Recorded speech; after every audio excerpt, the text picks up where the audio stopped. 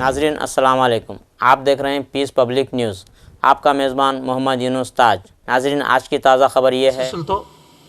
అలాగే మా రాష్ట్ర ఉపాధ్యక్షులు జాహిద్ గారి అఫ్సర్ యూసుఫ్ జాహిద్ గారి సమక్షంలో నాతో పాటుగా ఈరోజు గాంధీ భవన్లో నిర్వహిస్తున్న ప్రజా సమస్యలపై స్పందించిన హౌసింగ్ వేరింగ్ కార్పొరేషన్ చైర్మన్గా ఉన్న రాయల్ నాగేశ్వరరావు గారు, అలాగే మా అధికార ప్రతినిధి వెంకన్న గారు, కాంగ్రెస్ పార్టీ ఉస్మానియా యూనివర్సిటీలో ఎన్ఎస్యూ విభాగాన్ని చూస్తున్న విద్యార్థి నాయకులు నరసింహ గారు, యూత్ కాంగ్రెస్ రిప్రజెంట్ చేస్తున్న మిత్రులు సయ్యద్ కమరుద్దీన్, నేను డాక్టర్ రియాజ్, రాష్ట్ర గ్రంథాలయ సంస్థ chairman. Democracy is the form of government where everybody has share.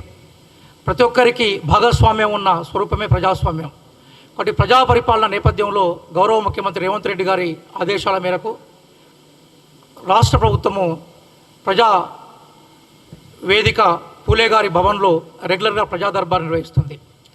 అట్లాగే మా ప్రియతమ నేత పిసిసి ప్రెసిడెంట్ మహేష్ కుమార్ గౌడ్ గారి ఆధ్వర్యంలో గాంధీ భవన్ వేదికగా ప్రజా సమస్యలు తీసుకుంటుంది.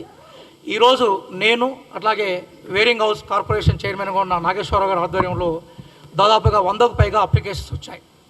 ఇందులో ప్రధానంగా నేను గ్రంథాలయ సంస్థ చైర్మన్ ఉన్నాను కాబట్టి రాష్ట్రంలో గ్రంథాలయ అంశాల మీద, అట్లాగే రాబోయే నోటిఫికేషన్ల మీద, అలాగే హౌసింగ్ సొసైటీకి సంబంధించిన రిటైర్డ్ పోలీస్ ఆఫీసర్ల నుంచి కొన్ని అప్లికేషన్స్ వచ్చాయి. మిగతా జనరల్గా కాంగ్రెస్ పార్టీ ఈరోజు ప్రెస్టేజ్గా తీసుకున్న ఇందిరమ్మ ఇండ్ల విషయం కానీ, అట్లాగే భూభారతి విషయాల మీద కూడా వచ్చాయి. ఇక్కడ ఒక 2 విషయాలు మీతో ప్రస్తావించాలనుకుంటున్న నేపథ్యంలో అదేంటంటే, బీఆర్ఎస్ ఈరోజు తెలంగాణలో అబద్ధాల ఫ్యాక్టరీ నడుపుతూ ఉన్నది. అబద్ధాల ఫ్యాక్టరీ అడ్రస్గా బీఆర్ఎస్ కార్యాలయం ఈరోజు ఉనికిలో కొనసాగుతూ ఉన్నది. ఏ నీళ్లు అనే నినాదాన్ని ఆ రోజు తెలంగాణ ఉద్యమంలో ట్యాగ్గా తీసుకున్నామో ఆ నీళ్లకు సంబంధించిన వ్యవస్థలో కాళేశ్వరం ప్రాజెక్టును తీసుకొని కులేశ్వరం ప్రాజెక్టుగా మార్చి ఇప్పటికీ నిస్సగ్గుగా కమిషన్ ఎంక్వైరీ జరుగుతూ ఉన్నా కూడా కాళేశ్వరంపై లెక్కలను తప్పుడు తలగా మార్చింది. ఈరోజు పేపర్లో అతిపెద్ద అబద్ధం, వాళ్ళ పేపర్లో ఏం రాశారంటే కిస్తీలు కట్టడంలో తెలంగాణ రాష్ట్ర ప్రభుత్వం మార్చి నుంచి కిస్తీలు కట్టట్లేదు అని చెప్తున్నది. మేమేమంటున్నామంటే కాళేశ్వరం పేరు మీద మీరు ఎక్కడి నుంచి అయితే పెట్టుబడులు తీసుకొచ్చారో ఆ పెట్టుబడుల మీదనే మాకు అనుమానాలు ఉన్నాయి. మీరు సేకరించిన డబ్బులు ఏవైతున్నాయో వాటిలో కమిషన్ ఆధారంగానే మీరు పెట్టుబడులను సేకరించారు కాబట్టి వాటి మీద మాకు అనుమానాలు ఉన్నాయి. కాబట్టి ఈరోజు ఆ అనుమానాలను నివృత్తి చేసుకోవడం కోసం మాత్రమే కిస్తీలకు సంబంధించిన వ్యవహారం ఏదైతుందో అది పరిశీలనలో ఉంది. రెండోది, మీరు నిధులు అని చెప్తా ఉన్నారు. మొత్తం తెలంగాణ ప్రజల రక్తము చెమటతో కూడుకున్న ఏ పనులు ఏవైతున్నాయో ఆ నిధులన్నీ కూడా మీరు టోటల్గా మీ వ్యక్తిగత అవసరాల కోసం, మీ పార్టీ అవసరాల కోసం, మీ నాయకుల విలాసాల కోసం ఖర్చు పెట్టారు. కాబట్టి ఈరోజు తెలంగాణ కరిమింగిన వెలగపండులాగా ఎక్కడ కూడా ఈరోజు రాష్ట్ర ప్రభుత్వం మీద పెద్ద బర్డెన్ పడే అవకాశం ఉంది. రెండో ఇంకా ఆశ్చర్య విషయం ఏంటంటే నియామకాల విషయం గురించి మాట్లాడుతూ ఉన్నారు. తెలంగాణ ఉద్యమంలో నియామకాల కోసం సాగిన పోరాటానికి డాక్టర్ రియాజ్గా నేను నాయకత్వం వహించాను.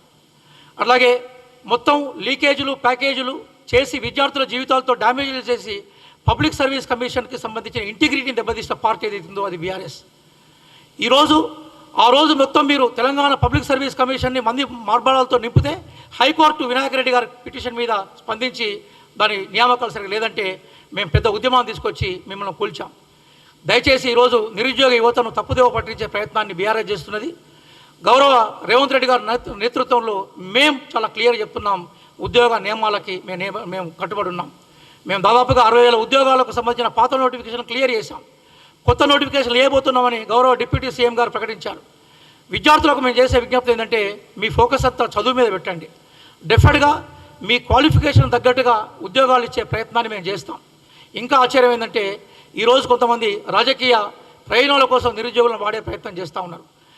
సంవత్సరానికి 2 కోట్ల ఉద్యోగాలని చెప్పిన బీజేపీ అధినేత ఈరోజు ప్రధానమంత్రిగా ఉన్న మోడీ గారిని ఎవరు ప్రశ్నించట్లేదు. వారు అధికారంలోకి వచ్చి 11 సంవత్సరాలు అయింది. ఇప్పటివరకు 22 కోట్ల ఉద్యోగాలు వాళ్ళు చెప్పిన లెక్క ప్రకారం మేము కష్టపడి పాత ఉద్యోగాలను క్లియర్ చేస్తున్నాం. కొత్త ఉద్యోగాలకు సంబంధించిన ఇష్యూ చేశాం. ఎస్సీ వర్గీకరణ వల్ల రీషెడ్యూల్ క్యాలెండర్ జరుగుతుంది కాబట్టి మీరు దయచేసి రాజకీయ దళారుల చేతుల్లోకి వెళ్ళి మోసపోకండి. చదువును నమ్ముకోండి, కాంగ్రెస్ పార్టీ మీకు న్యాయం చేస్తుందని యువతకి ప్రధానంగా నిరుద్యోగులకు విజ్ఞప్తి చేస్తూ ఉన్నాను. అందుకోసం టీఆర్ఎస్ ఎలియాస్ బీఆర్ఎస్ అబద్ధాల ఫ్యాక్టరీని మోస్తూ అబద్ధాల ఫ్యాక్టరీ ద్వారా అబద్ధాలను ఉత్పత్తి చేస్తూ తెలంగాణ ప్రజలు మభ్యపెట్టే ప్రయత్నం చేస్తూ ఉన్నది. కాబట్టి రాబోయే పంచాయతీ రాజ్ ఎన్నికల్లో డెఫినెట్గా మేము బీఆర్ఎస్ బుద్ధి చెప్తాం.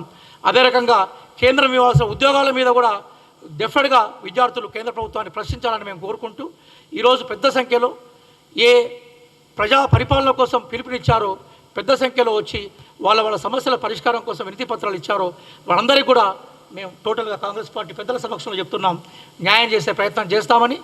రేపు రాబోయే కాలంలో పెద్ద ఎత్తున యువత కాంగ్రెస్ పార్టీకి సపోర్ట్ చేయాలని. ఎందుకోసం కాంగ్రెస్ పార్టీ ఈ దేశంలో పబ్లిక్ సెక్టార్ ఏర్పాటు చేసింది, కాంగ్రెస్ పార్టీ ఈ దేశంలో రిజర్వేషన్ విధానాన్ని తీసుకొచ్చింది.